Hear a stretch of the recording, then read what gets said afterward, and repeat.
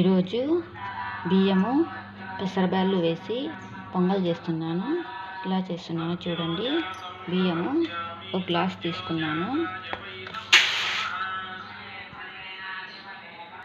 ఒక గ్లాస్ బియ్యానికి అర గ్లాసు పప్పులు వేసుకోవాలి.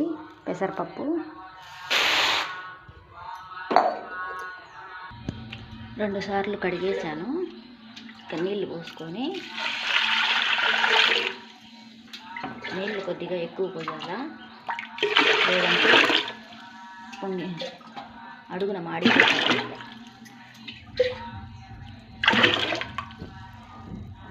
పొంగల్లోకి మిరియాలు దంచి వేసాను. అలాగే జీలకర్ర, పసుపు, అందులోకి ఉప్పు,